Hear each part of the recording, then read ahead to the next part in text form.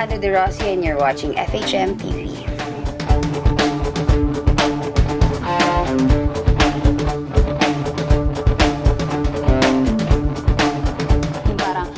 Singing naman kasi talaga yung first love ko eh.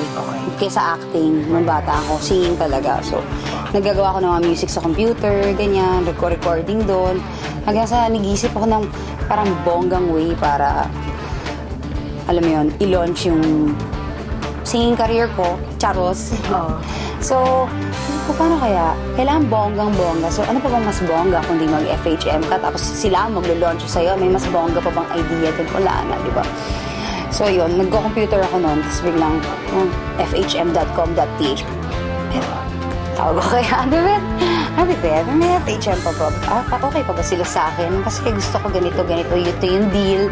Tapos pumayag naman, salamat, diba? Kami ng best friend ko, pag wala kami magawa sa bahay, ganyan-ganyan. Ang dami na namin nagawa. Tapos biglang one day nakikinig lang kami, lumabas yung Christopher Cross, yung Sailing. Sabi ko gusto kong gawing chill out tong song na to. Maganda siya. Tapos one day gumagawa siya ng beat, ganyan. So palagay mo nga yung hanapin mo yung lyrics. Tapos kinanta ko lang siya ng parang wala lang. Tapos ay, ang ganda. Yun eh.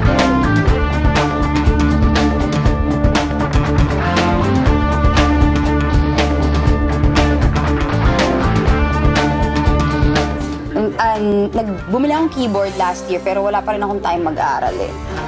Although nung bata ako nagtry mag-drums, hindi ko pala kaya. Nag-guitar ako, hindi ko pala kaya.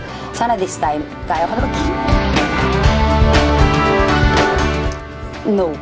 Although mas mahal ko yung music. Kaya lang kasi sa acting, may napatunayan na ako eh. Kumbaga, alam ko na kung saan ako nakalugar pagdating doon. Sa music, ang dami mong kalaban na iba-iba na parang saan ako pupwesto, di ba? Kaya dapat mag-iba ka na gumawa ka ng sarili mong music, sarili mong genre, at sariling attack, di ba? FHM! Saan ka pa?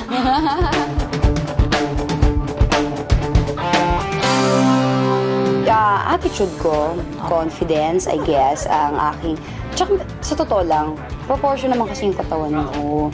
So, alam ko naman na may ganon. Alam mo yon, hindi naman sa pag-feeling, may laban naman kahit paano. Konti lang.